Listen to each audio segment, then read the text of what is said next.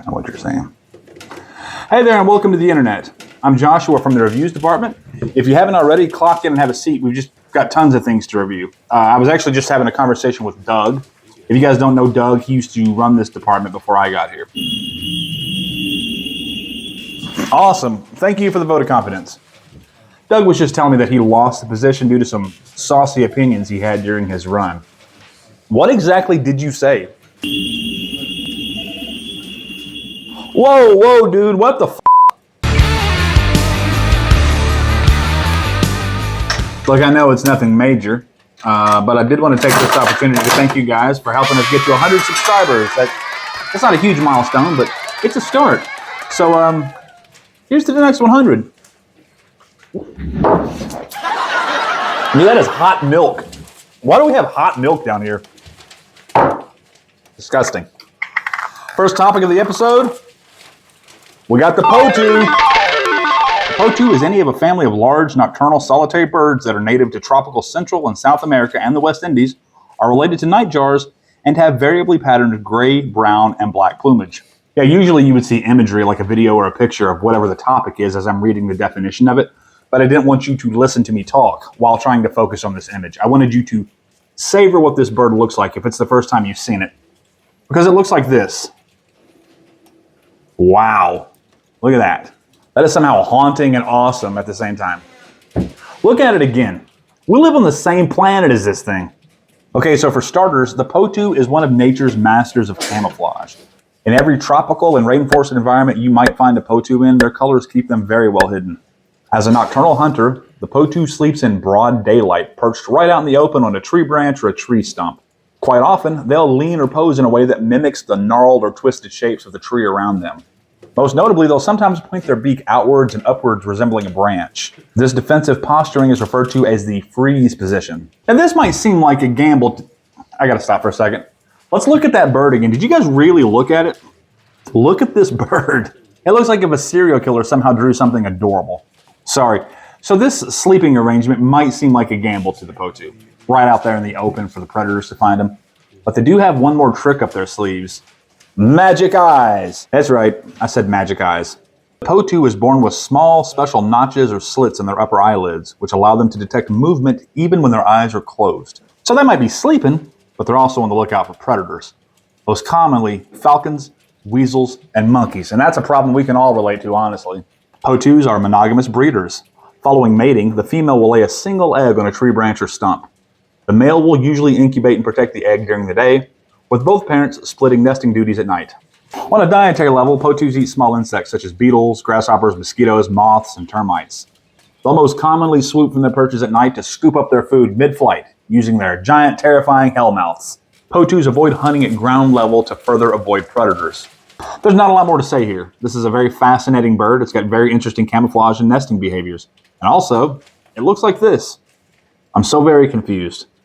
I'm going to give the potu a TardiGrade of 83 out of 100. Then you may be entitled to a large cash settlement. If you or a loved one have been seriously injured as a result of a major auto collision, coal mining or black lung, breakdancing, owls, vampires, swamps, or sexy firemen, run. Don't walk to the nearest phone and speak with the law experts at Chuz, Hartley & Nelson for a free consultation. I'm going to go ahead and pull our next topic, but before I reveal it to you, I want to read an awesome message I got from one of our subscribers on Facebook. Michael K. writes, "Hey man, I've really been enjoying your episodes. You've picked a chaotic format for presenting trivial information on topics I don't think I'd have looked into otherwise. Since you publicly asked for suggestions on how to improve the show, I figured I'd introduce you to a game my friends and I would play while drunk in college. We called it a fact track, and the idea is to take two unrelated topics and link them together through random trivia. For example, you could link prisons to President Jimmy Carter by bringing up Jailhouse Rock by Elvis Presley. Now, Elvis famously enjoyed peanut butter banana sandwiches. Peanut butter is made from peanuts, and former President Jimmy Carter was, in fact, a peanut farmer. I figured you might be able to work that into your show. Keep up the content." Absolutely, Michael. I love it. We're actually going to do it right now. Let's link the first topic of the show, the potu, to the topic in this capsule, in a new segment I'm going to call Fact Mapping.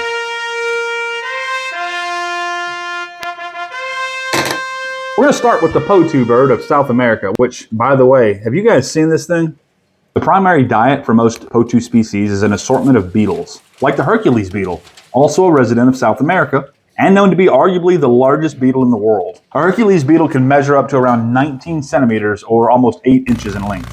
When a Hercules beetle is threatened, they can make a huffing noise by rubbing their abdomens and wing casings together in a process known as stridulation, performed also by cicadas. Boom! It's a callback to the last episode. Cicadas just underwent a massive and rare two-brood population emergence in the middle of Illinois. You know who's from Illinois? John Cusack.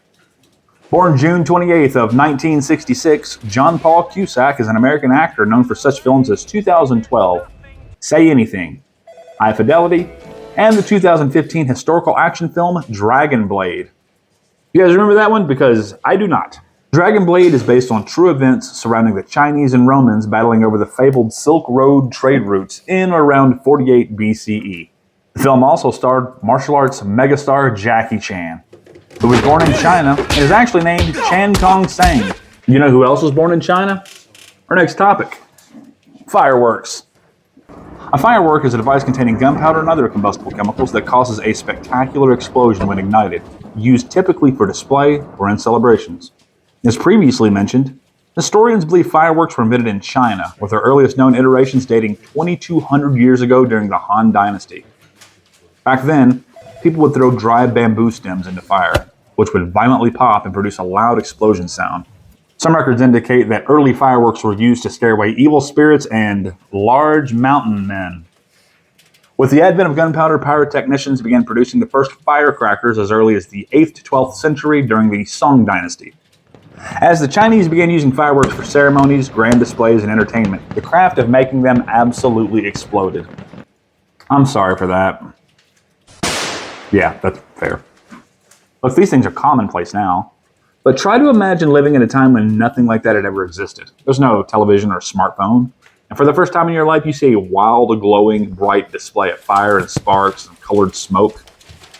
That had to be just pure insanity, you know? Like this bird. Have you guys seen this bird? Fireworks eventually made their way to Europe thanks to Marco Polo and his travels through Asia. From there, fireworks and their use spread like wildfire around the world. At first, fireworks were generally used by rulers and spiritual leaders for specific events. For example, the first royal fireworks display took place in 1486 at King Henry VII's wedding day. Or there's the Tsar Peter the Great of Russia, who put on a 5-hour fireworks display to celebrate the birth of his son. And that sentence wins the award for the most Leonard Skinner thing I've ever said in my life. It was during the Renaissance that fireworks really began to evolve into what we know them as today, as Italian pyrotechnicians not only created the aerial exploding shell, but also discovered that igniting certain metallic powders would create certain colors, such as burning strontium to make red, sodium to make yellow, and copper powder to produce blue. Or you could use a metal called antimony to make brown. The first fireworks display here in America was said to have occurred in 1608 in Jamestown, Virginia. Then, of course, on July 4th, 1777, on the one-year anniversary of the Continental Congress adopting the Declaration of Independence, we Americans began our annual 4th of July celebration. A lot of people maintain that fireworks represent the explosions and cannons and gunfire and quote-unquote bombs bursting in air, which eventually led to our independence. I mean, that sounds on brand.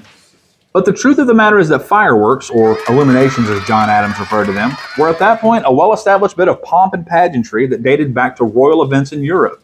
Fireworks, sadly, were already a celebratory tradition to our ancestors at that point. Now, that might fly in the face of what you were taught as a kid, or maybe what you believe, or what you want to believe. But it is factual, and that's why we do this. And if you think that fact blows, let's look at the actual downside to fireworks.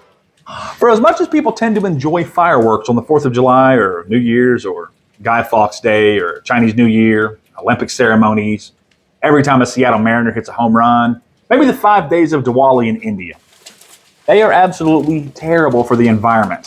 In times like these, the rampant use of so many fireworks in a short time causes an alarming spike in air pollutants, which in turn becomes water pollutants. The use of fireworks has been shown to have very real-world consequences, including negatively affecting people with respiratory problems, groundwater and soil contamination, massive amounts of perchloric, metallic, and otherwise dangerous waste. Then we have how many animals are harmed, terrified, or displaced by fireworks.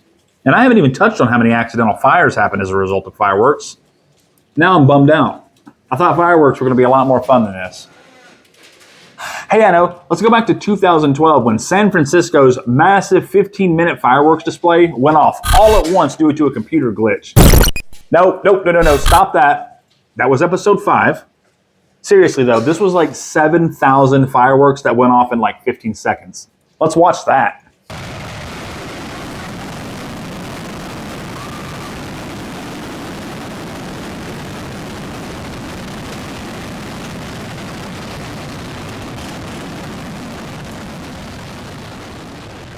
Man, that is bananas. Well, fireworks certainly have a storied history with interesting roots. I remember as a kid, like you probably do, absolutely loving fireworks. Like the 4th of July was my favorite time of year. I loved watching them. Now as an adult, they're okay. One might surprise me from time to time. Plus, I just learned a whole bunch of negative things about them. I really wanted to give them a higher grade, but I think they're going to end up with a TardiGrade of 41 out of 100. I certainly hope you guys enjoyed your time with the internet here today. I know I have. As always, if you haven't joined our workforce yet, press that subscribe button. I want to see you back here every time we put out a video. And do not forget to clock out by pressing like. They get pissed when we don't do that. Until next time, I've been Joshua from the reviews department, and I'm going on lunch.